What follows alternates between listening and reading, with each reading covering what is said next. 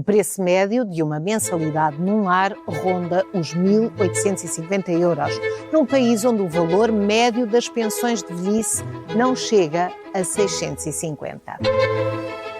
Viva! Está com o Expresso da Manhã. Eu sou o Paulo Baldaia.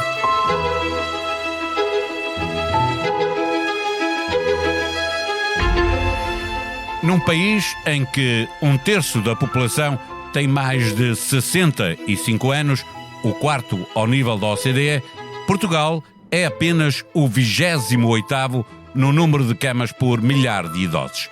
É um país sem lares e, ao mesmo tempo, entre os que têm acompanhamento, o que tem menos apoio domiciliário. Fica-se pela metade da média da OCDE. Não há como ficar bem na fotografia quando se é igualmente o país onde os idosos mais apanham infecções nos lares e que está no top 5 dos países que reportam pior estado de saúde física e psicológica dos mais velhos, o que faz com que seja o segundo com maior percentagem a tomar pelo menos 5 medicamentos por dia. A oferta está desfocada da procura e o Estado responde sobretudo através do financiamento do setor social, que está com enormes listas de espera. Vai crescendo o setor privado, capaz de atrair investimento estrangeiro por se tratar de um negócio de milhões e que atrai igualmente utentes que chegam de outros países, pressionando ainda mais os preços, que estão a chegar, em termos médios, aos 2.000 euros por idoso. Num país com reformas baixas e um modelo atual a privilegiar quem tem maior capacidade financeira. O retrato do setor foi feito pelos jornalistas Gonçalo Almeida e Helena Bento nesta edição do Expresso. A conversa aqui é feita com a editora de sociedade Rita Ferreira. Não tens a sensação que o teu telemóvel ouve as tuas conversas? Sim, às vezes até parece que sabe o que vou jantar. Não se preocupe. A app Caixa Direta Empresas não ouve conversas, mas ouviu as empresas. As suas funcionalidades mais inovadoras são baseadas nas sugestões dos nossos clientes. Pagamentos com fotografia, pesquisa inteligente de movimentos e notificações em tempo real. Esta é a app desenhada com a experiência de quem a usa, feita para quem lidera. Faça o download. Caixa, com o banco certo ao seu lado, a sua empresa cresce. Caixa Geral de Depósitos S.A., registada junto do Banco de Portugal sob o número 35. Viva Rita Ferreira. A procura de lares de terceira idade não para de crescer? A oferta está a acompanhar? A oferta está a acompanhar, mas a oferta que existe não é para todos. É mesmo só para quem a pode pagar. Porque, na verdade, no setor social dos lares, que representa a grande parte da oferta nesta área, há listas de espera que podem chegar aos 3 anos. E depois existe a oferta privada, que nesta altura já é mais ou menos 1/3 de toda a oferta de camas que existem nestas estruturas para pessoas idosas. Essa sim está a aumentar, mas os preços são exorbitantes. Só para ter uma ideia, estamos a falar de uma média de 1.900 euros por quase cama, 2.000. Que é o triplo do valor de uma reforma média em Portugal. Isto são preços base, não é? Porque depois a estes preços acresce tudo o que é preciso, tudo o resto que é preciso. Medicamentos, o que for, tratamentos, terapias, etc. Quando distinguimos público de privado, o que é que estamos a considerar setor público? Estamos a falar sobretudo do setor social, é isso? Principalmente. Estes dados da OCDE que estão neste trabalho que nós publicamos nesta edição do Expresso revelam que Portugal tem uma percentagem de apenas 2% do setor público verdadeiramente, enquanto que a média da OCDE é 34%.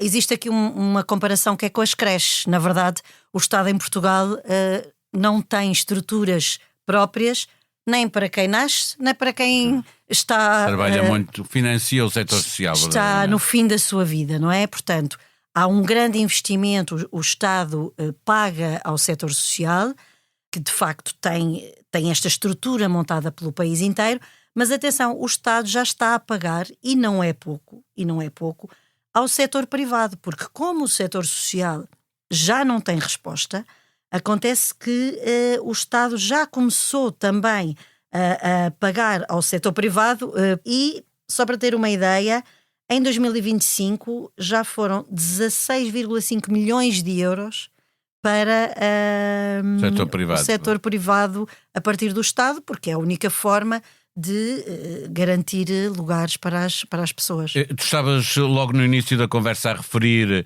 as filas de espera que chegam a 3 anos no setor social. Como é que as famílias gerem esta situação? Arriscam, muitas delas não podem esperar esse tempo, não é? Arriscam soluções informais e ilegais, aquilo que temos visto muitas vezes. Sim, no nosso trabalho temos o caso de uma família que, por exemplo, a solução que encontrou para colocar a sua mãe, os filhos, para colocarem a mãe numa estrutura residencial privada foi vender a casa onde a mãe vivia. Portanto, usaram a reforma. Não é? Exatamente, é para quem tem património. Quer dizer, as gerações mais novas já começam a ter património, mas os mais velhos, não, as gerações que estão hoje na terceira idade. E muitas vezes também não é para isso que ele vai servir. Exato. Pode ter que servir para os filhos. É um complemento de reforma. Não sabemos. Depois há muita gente que recorre a respostas de lares ilegais, outras respostas informais, que depois às vezes correm mal, não é? Mas não existe de facto grande solução. Há pessoas que deixam de trabalhar para poder ficar em casa porque sai-lhes mais barato ficar em casa com os pais, mas quando isso ainda é possível, não é? Porque muitas vezes estas pessoas já não precisam só de um cuidador informal, precisam de outro tipo de cuidados, e esse é outro problema que existe no nosso país e que não é algo que nós estejamos a falar muito neste trabalho, mas que falamos constantemente, que é o facto de a oferta de cuidados domiciliários ser também muito curta. Nós aí estamos, este trabalho mostra que nós estamos a metade da média da OCDE, não é? Os cuidados que é possível levar à casa das pessoas, se não há lar, se elas ficam, precisam pelo menos dessa ajuda. Isso também está a falhar. O que mostra aqui, acho eu, principalmente é que nós somos um país cada vez mais envelhecido e que não cuida de tratar dessa realidade, porque a nossa população está a envelhecer, somos cada vez mais velhos, há cada vez mais velhos e as estruturas não crescem. E não é só as estruturas, é também outro tipo de soluções que permitam as pessoas ficarem em casa. Noutros países há várias experiências muito interessantes, até de coisas comunitárias.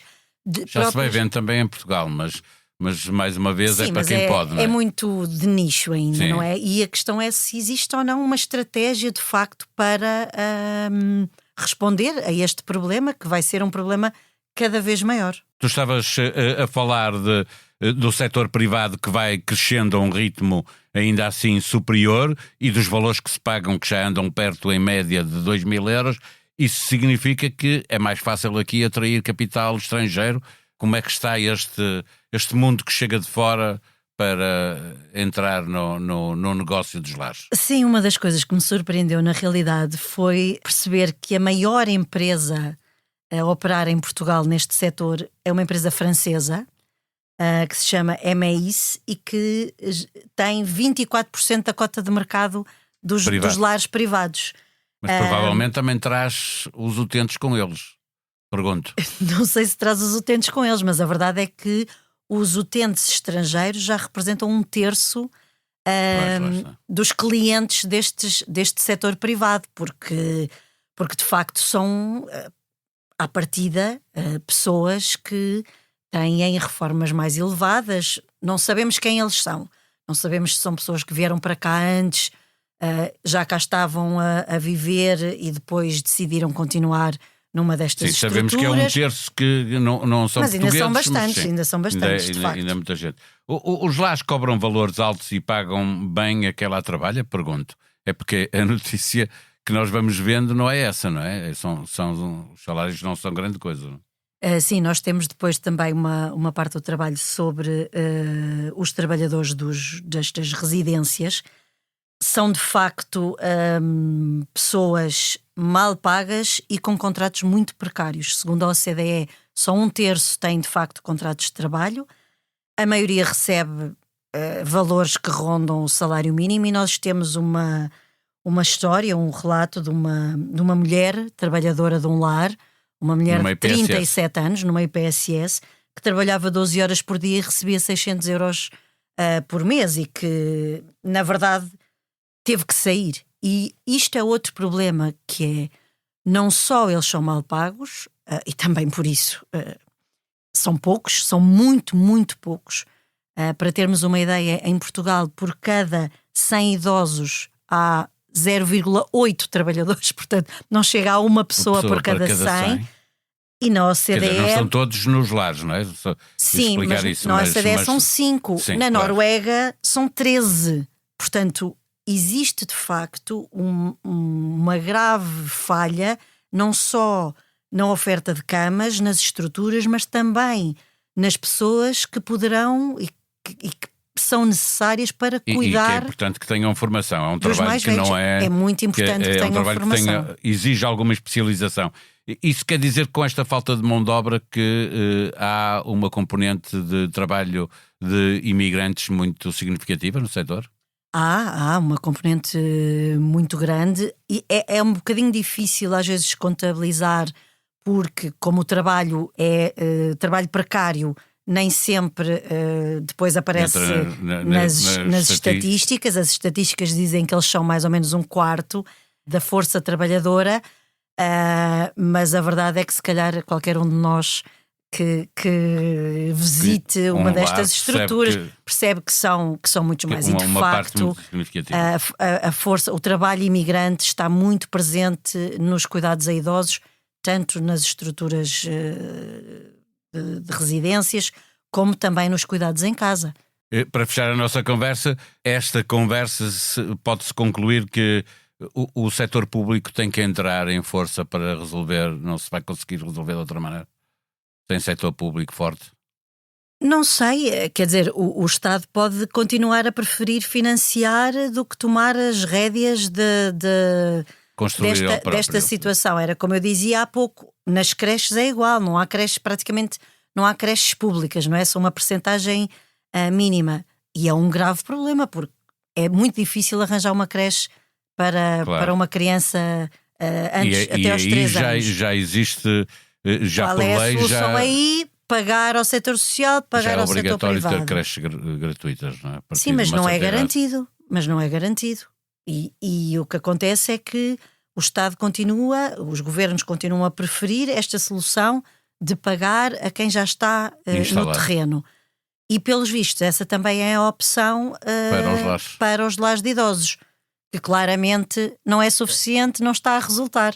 Portanto, das duas uma, ou se paga mais e abrem-se mais camas, ou o Estado de facto começa a financiar ainda mais os privados para que possam também acudir a estas pessoas que não têm rendimentos para pagar estes valores, ou então cria estruturas próprias do Estado, que é algo que não está para já no horizonte.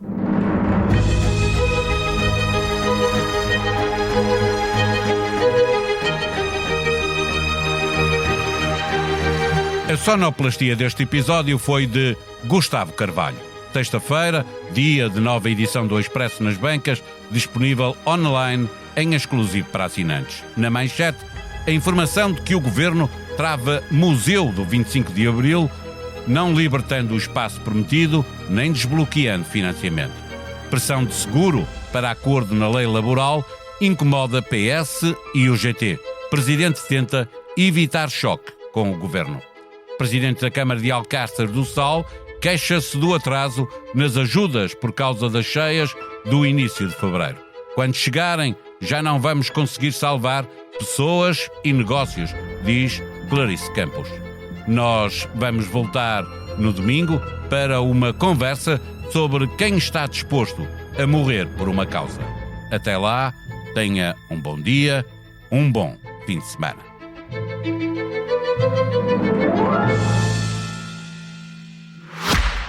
Não tens a sensação que o teu telemóvel ouve as tuas conversas? Sim, às vezes até parece que sabe o que vou jantar. Não se preocupe. A app Caixa Direta Empresas não ouve conversas, mas ouviu as empresas. As suas funcionalidades mais inovadoras são baseadas nas sugestões dos nossos clientes. Pagamentos com fotografia, pesquisa inteligente de movimentos e notificações em tempo real. Esta é a app desenhada com a experiência de quem a usa, feita para quem lidera. Faça o download. Caixa, com o banco certo ao seu lado, a sua empresa cresce. Caixa Geral de Depósitos S.A., registada junto do Banco de Portugal sob o número 35.